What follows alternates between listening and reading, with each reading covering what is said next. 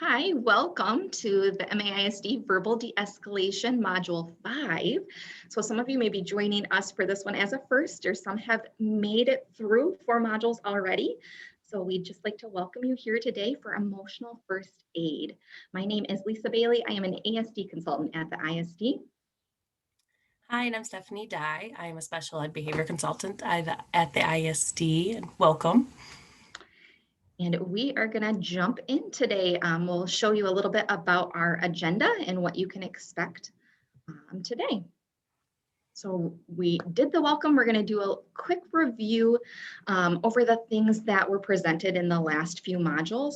If you're feeling a little stuck or like you need a little bit more information, you can always go back and watch those modules if you haven't. But we'll do a little review today, even if you've watched them, to reactivate your brain and get you thinking again before we dive into emotional first aid. We'll talk about the strategies of emotional first aid, why you would use it, when you would use it, and the specific steps in detail.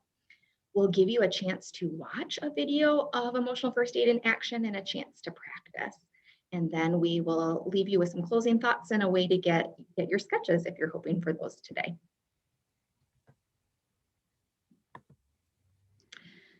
So a reminder of the goals of verbal de-escalation, both as a whole and when we're thinking about all of the individual parts, is to support both environmentally and emotionally to reduce that stress and risk of a student in crisis.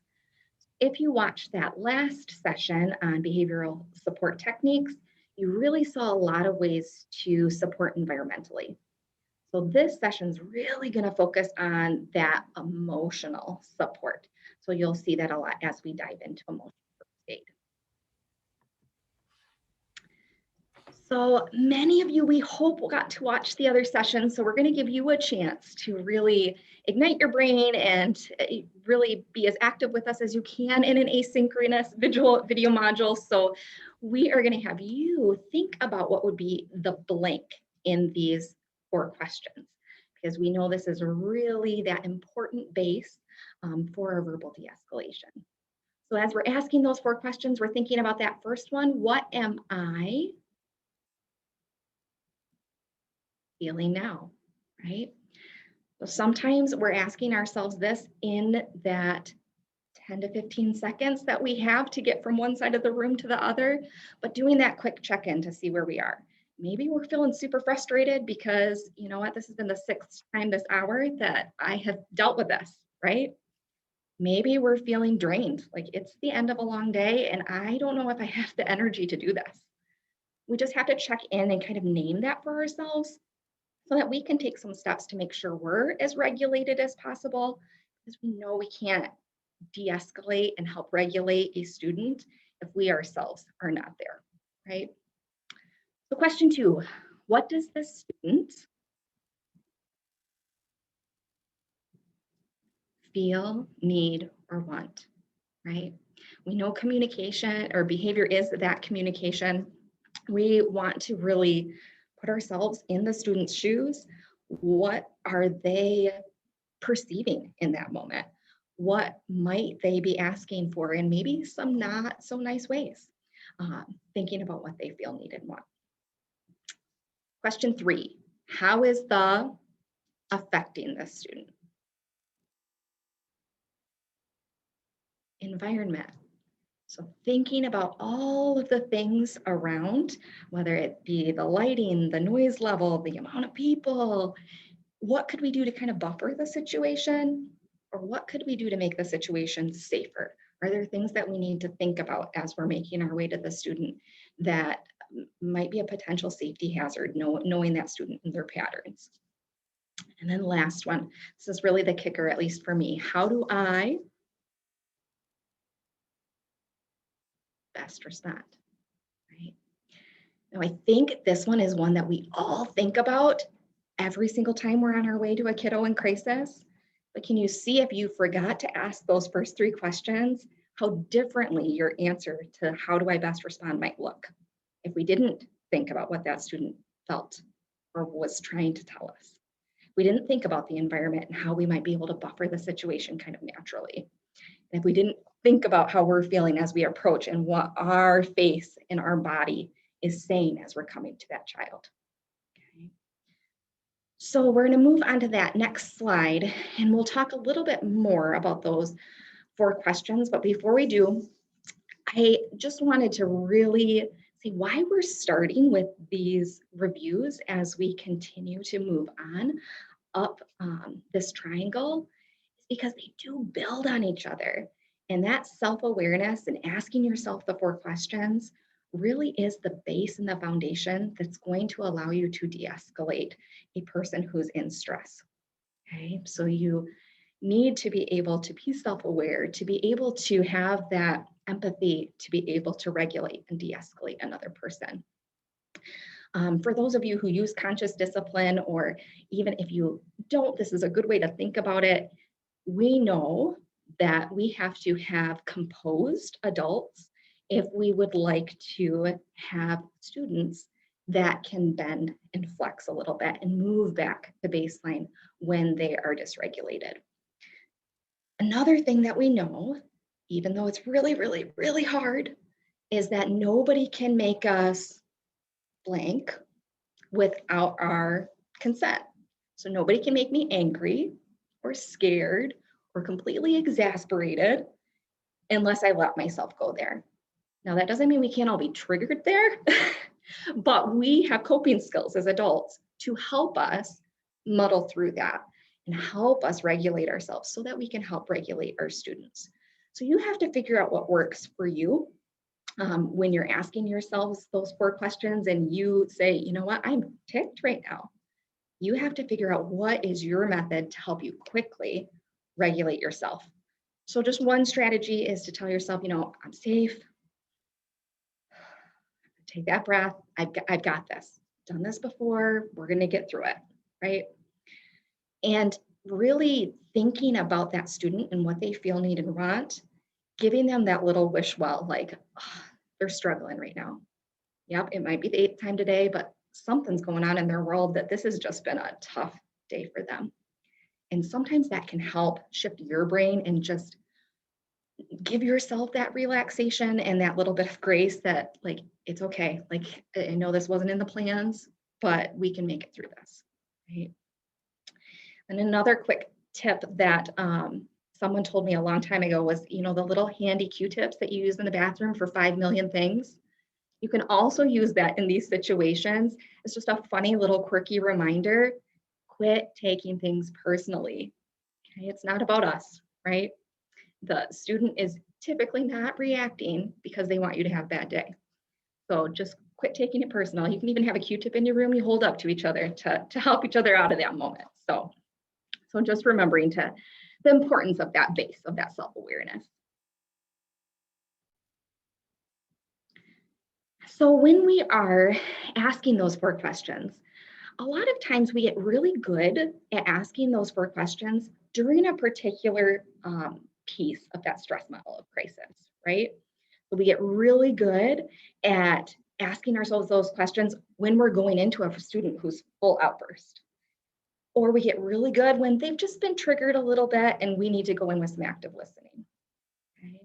And I challenge you to really practice using these 4 questions and building your self-awareness at all levels of that stress model of crisis, because kids need it at all levels, and because it will help you become stronger and more confident in doing those questions quickly, because we know we often do not have a lot of time to ask those questions before you're needed in a situation. It also is nice to do those at baseline for a couple of reasons.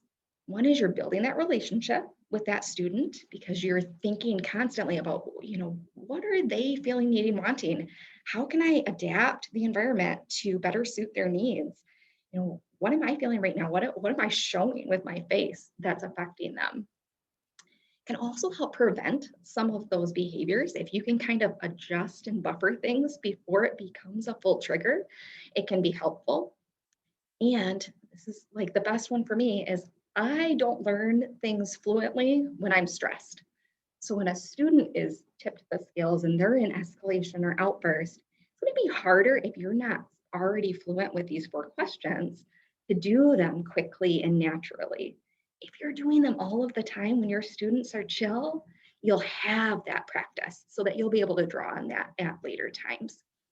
So hopefully you'll get lots of chances to work on those. So we are going to shift into reviewing active listening. So this is a skill that you are going to draw on as part of emotional first aid. So if you haven't watched that module, you can listen for some tips and tricks during this little segment, or you can go back and watch that as well because you will draw on that a lot for this section.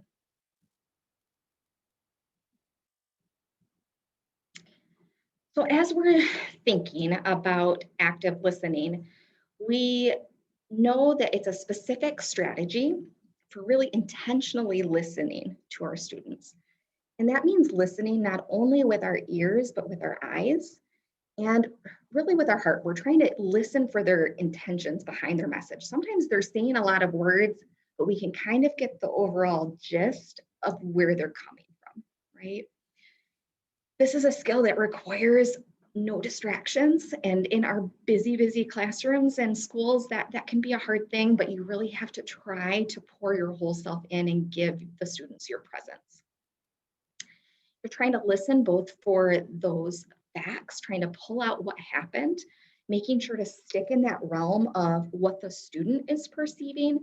You can get to later what other perceptions or realities might have been there, but really listening for what they thought happened and their feelings behind it. You're allowing that time for them to be able to say what they feel, for them to think and reflect and also calm. And you're reflecting back to them and restating what they're telling you, making sure that you have their story to the best of your ability where they're at. And sometimes that back and forth can be very calming as well as you're being that person that is understanding and not continuing that cycle further. So as you're thinking about using active listening, you are really going to think about these things on this next slide, which is your nonverbals. So you have to be super self-aware. So that's where those 4 questions comes in, because your facial expression, your tone of voice, your body language is going to be awfully hard to modulate if your heart is pounding out of your chest, right? So when we are using the active listening, we know that what we're saying to the student isn't as important as the facial expression that we're giving, the tone of voice that we're giving, that presence that we're giving. Kids know when we're faking it, right? We have to give them that presence, give them that time and space to be able to communicate with us. So we'll go ahead and move into the next piece. We know that one was fast and furious. Again, if you need more information on active listening, you can go back and watch that module. I believe it was module 3. So when we're thinking about behavior support techniques, these are techniques or strategies that allow us to intervene at the first sign of a crisis by changing something in the environment to reduce that stress, to help the student cope with the situation. And these environmental supports are something that you often do see teachers use universally. We are constantly trying to manage the environment. We're trying to use prompts, do different things. But the thing that makes behavior support techniques different from just those universal general supports is the real intentionality behind matching the student's behavior and what it's telling you. What is that need that they're expressing? And pairing that with a precise behavior support technique right at that moment. Like, we might always be dimming the lights in our classroom to calm things down. But if a student is coming in from recess and they are just super up, and they're really like going and they're like bouncing people on the head, and you might go, oh, we need to totally turn the lights down in response to that behavior. So that's a little bit different than just, we usually have only 2 lights on. It's in precise response to behavior. Same for like caring gesture. We of course are constantly trying to build that relationship with our kids. But if you have a student who is saying, you know what, nobody here ever wants me on their team. They don't care if I'm in PE. I don't even know why I come. That's when you pair that behavior support technique to, you know what, you are such a valuable member of this team. Even when you cheer your other teammates on, you could see them light up and they go and they kick that ball like no other. It's that pairing and doing it in the moment that makes it a behavior support technique. So again, these are lots of different strategies that you can use to support in that environmental way. We are going to shift a little bit into that support emotionally, and that's where emotional first aid comes in. So again, we're going to build on those skills that we already have learned. We want to make sure that we're still self-aware, that we're still going to be drawing in some active listening pretty heavily in emotional first aid, but we're going to go a little bit deeper. So you can go ahead and move to the next slide. So as we're thinking about emotional first aid, like I said, it's that transition from that environmental support that you were thinking about as you use behavior support techniques to that emotional support. And this is typically a little bit more intensive emotional support than active listening alone. Again, active listening is so important, but there's a few more steps and pieces to emotional first aid that we'll talk about in just a bit. So before we get into this, I want you to take a minute, and you can feel free to pause in just a moment, to think about why a crisis situation really can be a great spark or an activator for a student's learning. So go ahead and pause for a minute. If you have somebody to talk to, go ahead and talk together about it and then unpause and come back to us.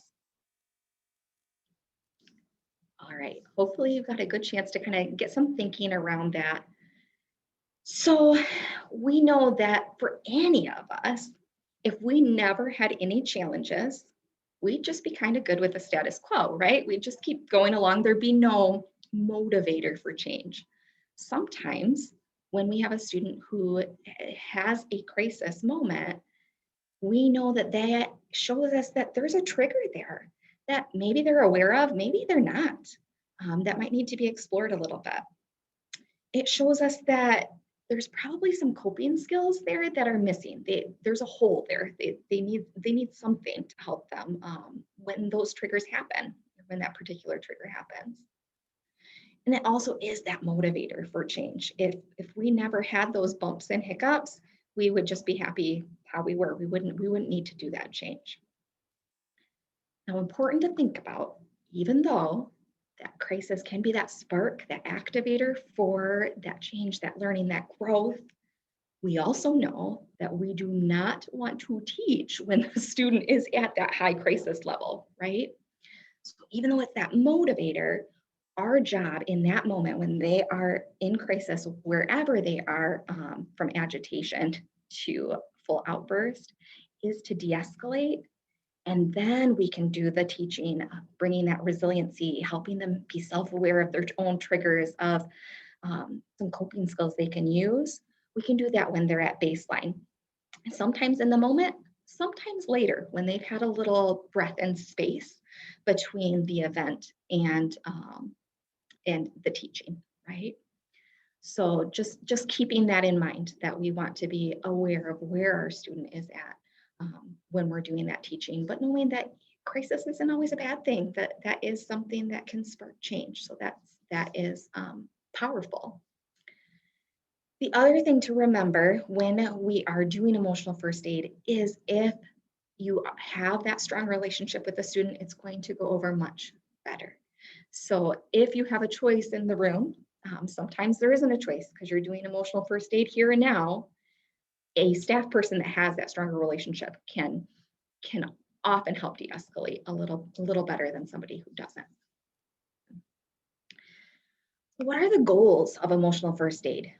So really, the goal is to provide that immediate help and support to reduce that emotional intensity. So we're trying to co-regulate.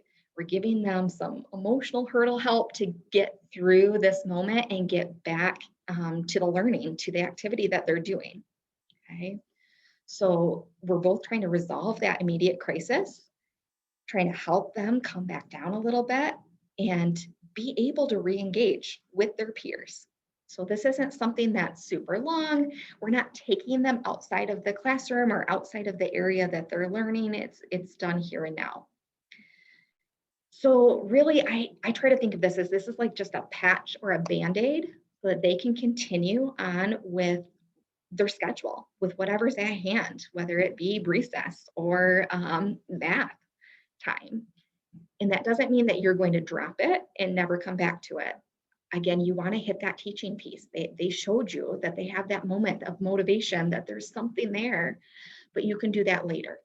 Okay, so when they're back at baseline, when you have a moment in your schedule, you can go back and use things like the LSI, which we'll be talking about in a few modules down the road, um, to process through and really build some of those skills.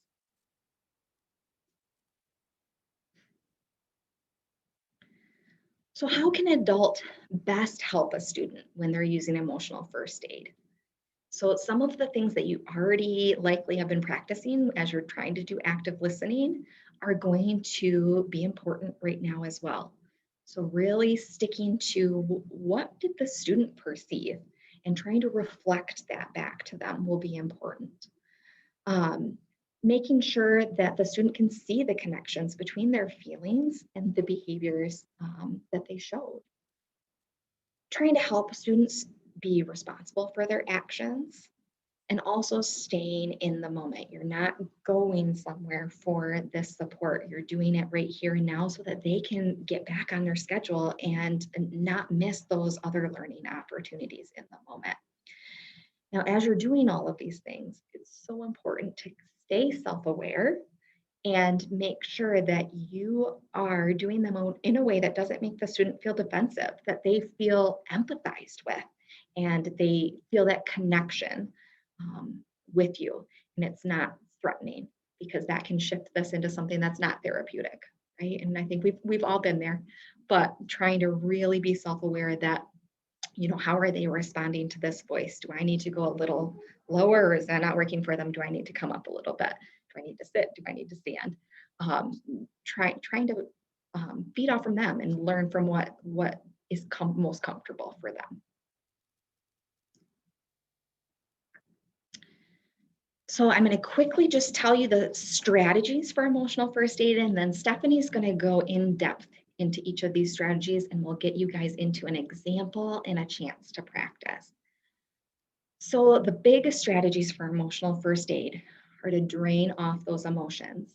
Typically, a student that needs some emotional first aid is pretty escalated. They may be acting out aggressively. They may be throwing something. They may be pushing over a table. They might be kicking a wall, right? We also want to clarify um, events for the student. Their perceptions might be skewed a little bit, and we want them to be able to drain that off and to be able to tell us how they saw it exactly as they saw it. But they may need a little bring back gently to reality, right? Of what might have really happened in that situation. We want to keep those lines of communication open, and we want to remind the student of the expectations for them to get back on their schedule and re-engage with the rest of the class, right?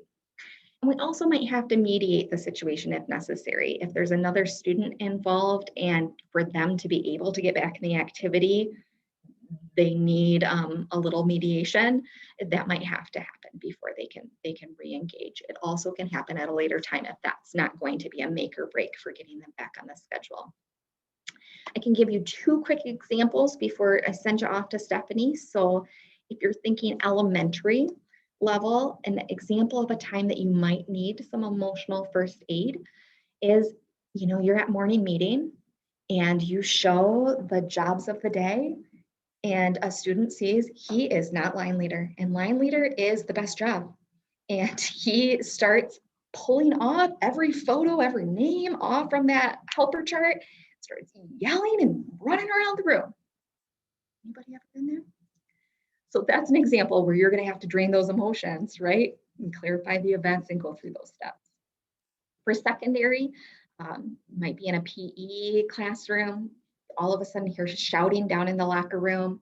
You go down to see what's up, and there's a student yelling, screaming at up here, "You took my shirt, you stole it. I don't have anything to wear for gym." And uh, getting up, maybe swearing a little bit, that would be a time that you'd want to use emotional first aid. So I'm going to send you off to Stephanie so that you can see more in detail what those strategies will look like so that you can feel confident to use them with your students. Thank you, Lisa. Yeah, so we're going to now take these strategies and kind of explain them a little bit more to you so that way you can know what steps and what that kind of looks like so you can actually put those in practice. So the first strategy is draining off the emotions. And this is so powerful. When you're draining the emotions, you can literally physically watch the emotions drain off the child or even adult if we use this with a coworker. And you can see their bodies come down and calm and literally through their facial expression, everything, see those emotions drain. The part of draining the emotions is, again, we're coming back to that co-regulation word. We're really wanting to help them regulate those emotions, and we have to do that by co-regulating with them. That comes with reflecting statements, using our active listening skills that we learned about in Modular 3, and really reflecting what that emotion is, doing some understanding statements to help them know that you are really listening.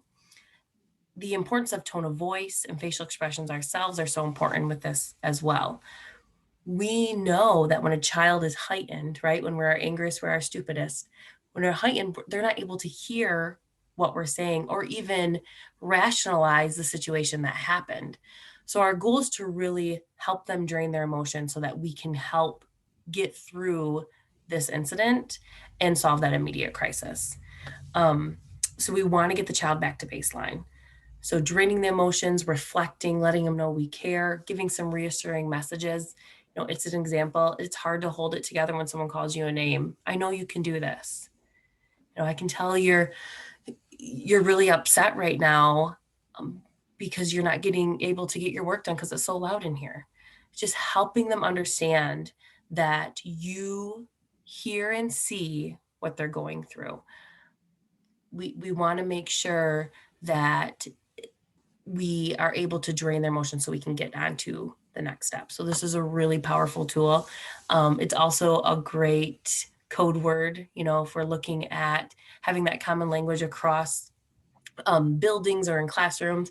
It's a great way to walk by and say, nice job draining their emotions. It's a great visual for you too.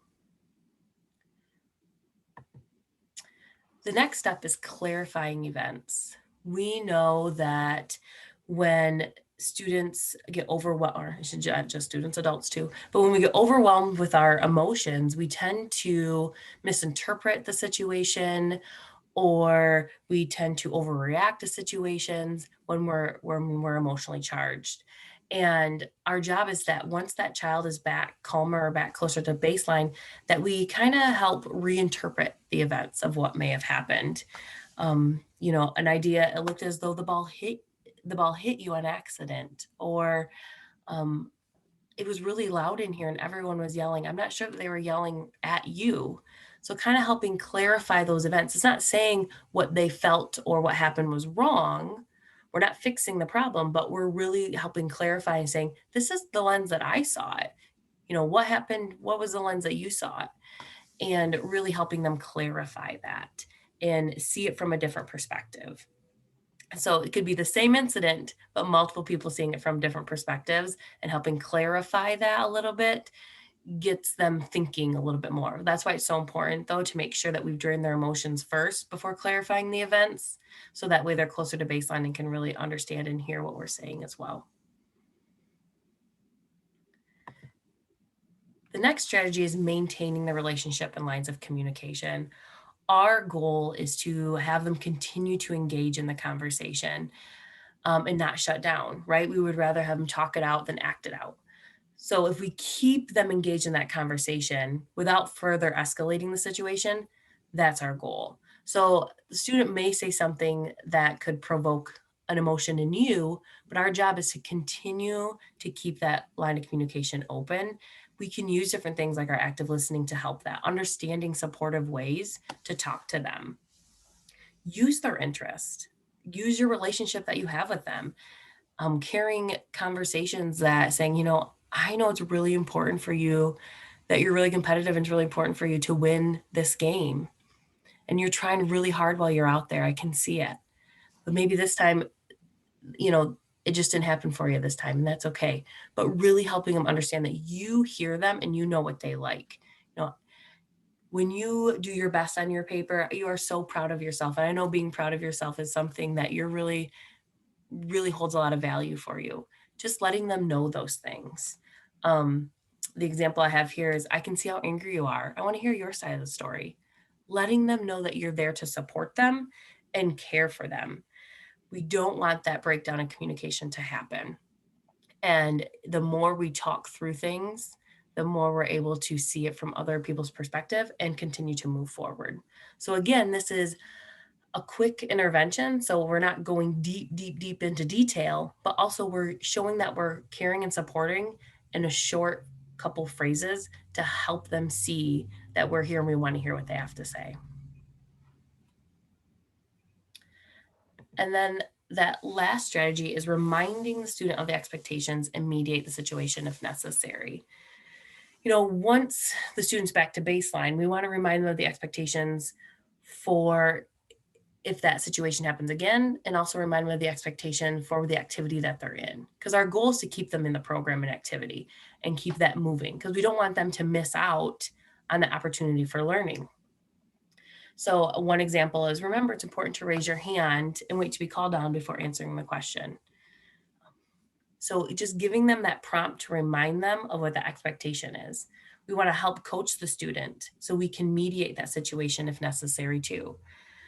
And the key importance with this, though, is the child has to be close back to baseline. So they need to be in more control of their emotions when we're doing this and helping them understand that piece.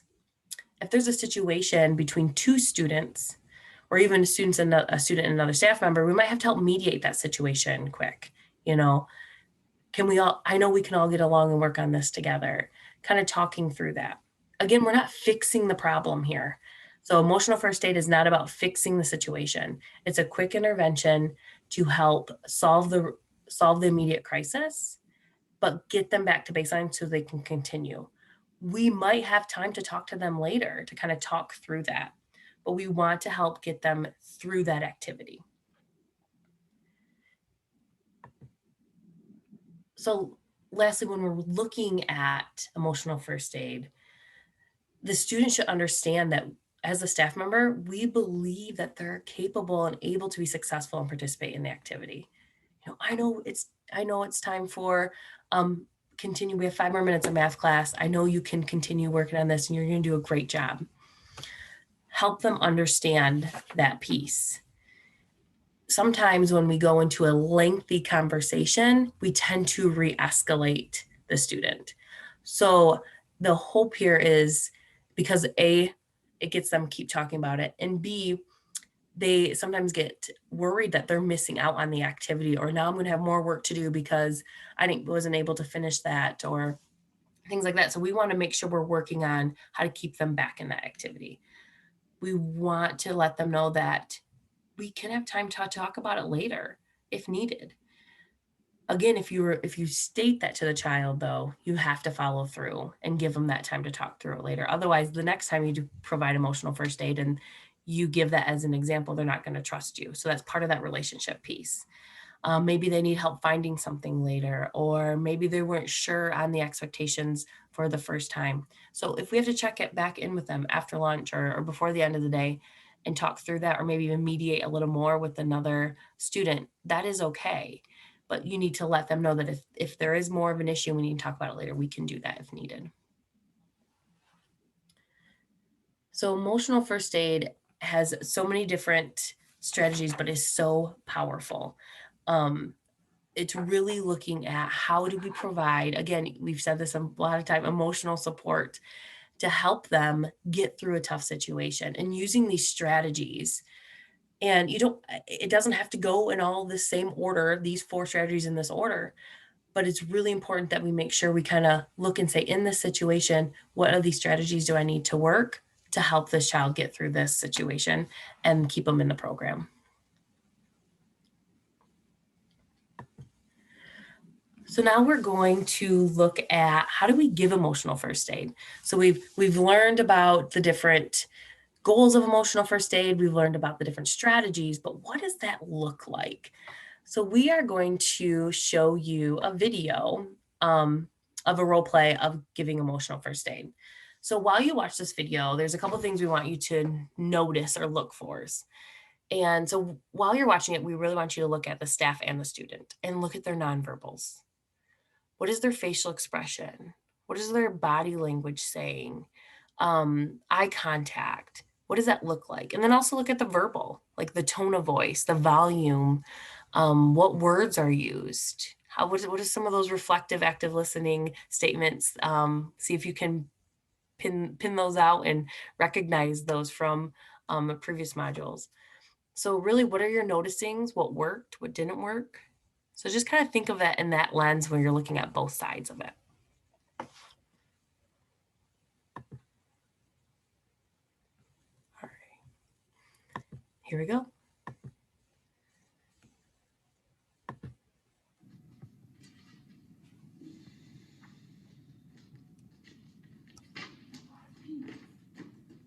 Maggie, I can do it. Go sit down. I got it. Oh, you're always telling me what to do. Oh. Lisa, wow, you're really upset. She's always telling me what to do. I'm just. Oh, I can tell you're really upset about it. And it's so loud in here. Oh. Feel like it's really loud in here and Maggie's trying to help you and it's really hard for you to concentrate. Yeah, she's not trying to help me, she's trying to boss me around. So you feel like Maggie was trying to boss you around and you're getting really frustrated because you really want to do it on your own. I can do it, she just needs to give me a minute. So you were working, because I was sitting over here and I totally see everything. So you were working and then Maggie came over to kind of help you and you felt like she was bossing you around or telling you what to do? Yeah, I can do it. She just gotta like give me a second. She doesn't have to be like the expert teacher. Yeah, she always tries to be. So it's really frustrating because you feel like you can do it all on your own and you felt like she was trying to boss you around. Well, rush me along so that I don't hold everybody back again because that's me. Always holding everybody back. So you feel like maybe what you're doing is holding other people back, so maybe a little nervous about it. Yeah, because I'm not dumb. I just, it takes me a minute to find a page. You're That would help when everybody's looking at me. I can see how that can be difficult. But when I saw Maggie, maybe coming over, I thought maybe she's trying to help you instead of bossing you around and trying to be a good friend. Yes. Maybe. I know it's important for you to do your work well and not to feel stupid. And you're doing so good. You really are working really hard. And being independent is And I definitely was doing my work. Yes. I wasn't a pencil sharpener. I was doing it. You were sitting there and you were following instructions on the screen. So I am proud of you for that. We do have to make sure though that when we're getting frustrated like that, we can't throw things, right? So we've got about 10 more minutes of our reading time and writing and following instruction, and I think we could get back to that, and then maybe talk to Maggie a little bit later about what that looks like and when you need help and how to ask for that from Maggie too. That sounds good. All right, thanks.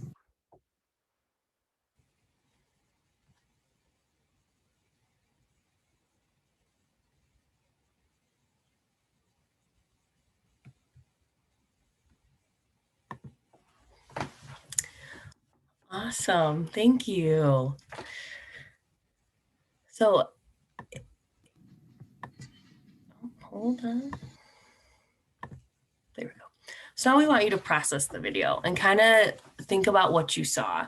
So again, as you can see, that was 3-minute video. So emotional first aid is a quick intervention just to help them get through the situation. And I mean, as you are thinking, you could probably think about multiple ways that could have gotten way worse. Where, as a teacher, maybe my normal response would have been, "Hey, you don't act like this in here. You need to get it together," and maybe even send them out. Or by saying something like that, could have escalated Lisa even more, and we wouldn't have been able to get to that common ground and keep her still doing her work because it was so important for her to make sure she was doing her work. So as we're processing this video, there is an observation sheet in the Google questionnaire that you got sent to that was right under the link for this YouTube clip. And in that, I want you to click that form. So it's going to look like this if you click that link. And all you have to do is hit this button that says Use Template. And once you hit that, you will generate one for you, just like this. And you can type in your observations.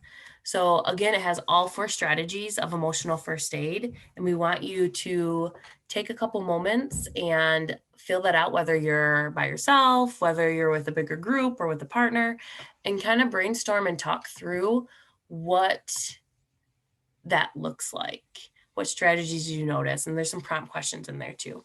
So feel free to pause the video. Let's take about 5 minutes and go through what some of your noticings are. All right, welcome back. Thank you. So hopefully you got some time to talk through that and look at some of these questions and observations and what you saw. If you looked through some of joining the emotion pieces, you actually saw Lisa, her body as she was when she was triggered, she was up, she was pacing, she was, moving things, and you could see the tension in her body. And as I was giving some of those reflective responses and understanding that she was so upset, you could physically watch the emotions drain from her. She was able to eventually even take a seat. So then I modeled that with her to show that her emotions were draining. Her level of tone of voice and her level rate of speech actually slowed down too. As you notice, it was really important for me to have a calm voice myself. Sometimes it's even almost too quiet, so hopefully you could hear it in the video, but a little quieter so I can model that and use some of that mirroring to help her calm down herself as well. I was able to eventually clarify the events, and after I got her to talk it out, when she was telling me what she felt and telling that she felt embarrassed and she was feeling that everyone's waiting on her, and then she felt like Maggie was bossing her around, and she got all of that out, I was able to clarify the events that maybe Maggie was just coming over to try and help and be a good friend and helping it see it from both sides for her. Again, she was back to baseline or closer to baseline when I was able to do that. I was able to use my relationship, knowing how important it is for her to do her work. And she was really proud of herself for being able to do it. And also keep that communication open and asking some of those questions. I did remind her of the expectations in regards to, when we get frustrated, we can't be throwing things, but also, we have 5 more minutes. Let's get, back on track and follow our schedule, and helping her with that. Again, I might have to talk later to her and Maggie and maybe kind of figure out a system to say, so Lisa could ask Maggie for help when she needed help, and looking at having that ground rules for them so there's no longer that miscommunication between them as well. Hopefully that Google form was helpful for you. Just kind of look at those different steps. Again, you still use your personality, who you are. You don't have to sound like a robot when you're talking to the students of going through these, like, did I say this specific thing?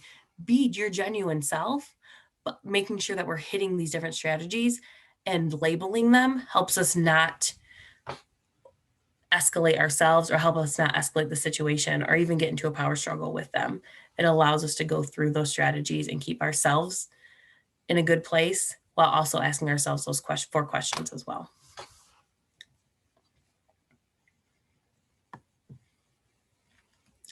Thank you for watching our video, and hopefully that helped give you an example, and we're able to work through that. So I'm going to turn it over to Lisa. So we appreciate you guys coming today, and we know many of you would likely like to get sketches for today. So we're leaving you just with this little quote. And then if Steph, if you want to hit the next slide, you are going to fill out the questionnaire that is linked on the Google form. So go ahead and fill that out. You might not get your sketches right away. The admin assistants kind of look at that periodically. So just be on the lookout for it in the next little bit. And then our next module is going to be around power struggle. So we hope that you found this module helpful and that you will return to be a part of that module. That's always a very interesting piece of the puzzle when we're thinking about the power struggle with our students. So we appreciate you coming and spending time with us, and hopefully you had some time to have some good discussion or some good self reflection and thoughts today. Thanks so much. Bye. Thank you.